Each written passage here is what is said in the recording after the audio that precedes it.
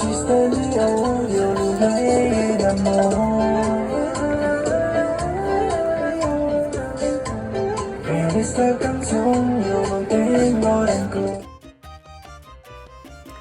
there, fellow wanderers, I'm back.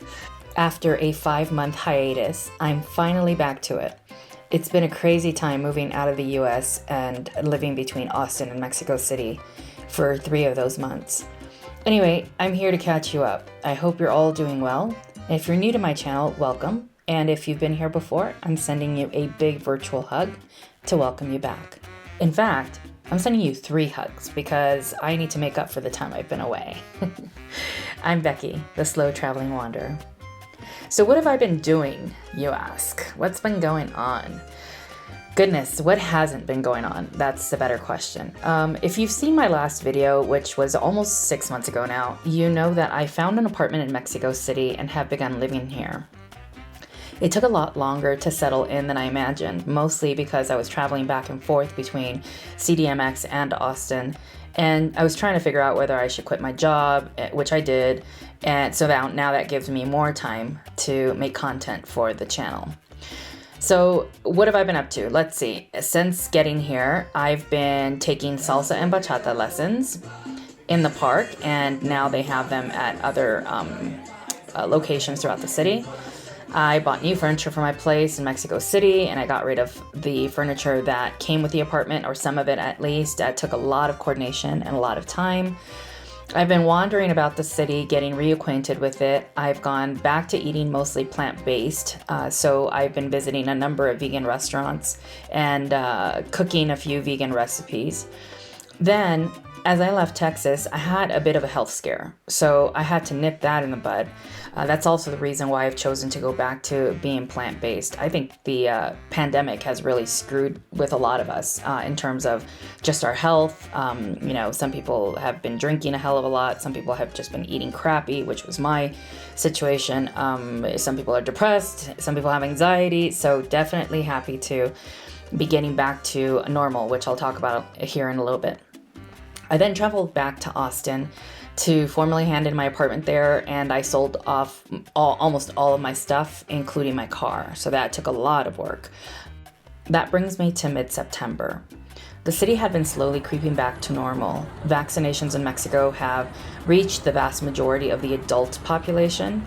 They're not now targeting young people under 25, and they're getting started on kids as well. So all that has really given everyone additional confidence, and Mexican people are very good about wearing their masks and following, protocols as well. So that all of that has really helped, I think, just get people comfortable with getting out and about and, getting back to their normal lives. The city is as green as ever. I've been building a network here and have been very social. I've met numerous people in a short amount of time. I've also been trying a lot of new restaurants, like I said, many of them plant-based. And I'll be doing a video for that too, because I know that a lot of people who live here and are either vegetarian or vegan have a difficult time knowing where to go eat and also where to shop for groceries and that sort of thing. So I'm going to do a video on that. The options for being social and the city's nightlife have steadily risen, and they're great. I mean, I celebrated Mexican Independence Day here on September 16th, and it was a very nice celebration. And I also attended the parade that happens the next day where they honor the military. A lot of people out, a lot of people with their families, a lot of, just a lot of excitement. And like I said, I think people just are feeling much more comfortable going back to, the new normal, if you will. Now, up till a few weeks ago, it was raining a lot, but only in the evenings, as I previously mentioned in one of my videos. It usually starts at around 7 p.m. and it's done by 9 a.m. Oh yeah, and we had an earthquake, one of those rainy days, yikes, in early September. That was a little bit scary, and what I did see is that people are very scarred by the last earthquake in 2017, which was a pretty big one, and a number of people died and a number of buildings were taken down. So I could see that people were really rattled. Everyone was fine though. It wasn't anything significant. There was hardly any damage, so everyone could get back onto living their lives. The rain is pretty much done with, and as of Halloween, I can report that the weather has been absolutely gorgeous. The recent Day of the Dead celebration and parade just proved how many people are ready to get back to the good old days. And good old days they were. So that just took place a couple of days ago here. Tons and tons of foreigners were present, as well as, like I said, Mexicans and Mexican, families and nationals, whom I'm sure some flew in from other parts of the country.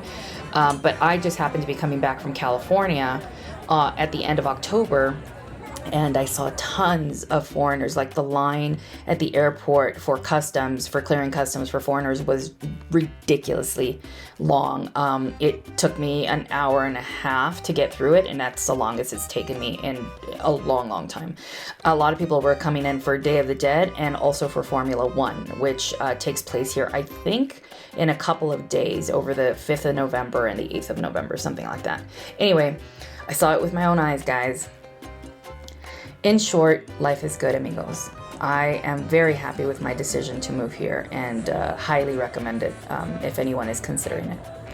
I've met some really great people, locals and foreigners alike, in a very short amount of time, something that would have taken ages in the US, if even possible, because people are just so divided and disconnected, and it's just not the culture, and here you feel it as soon as you get here. People are just open. People are looking to connect.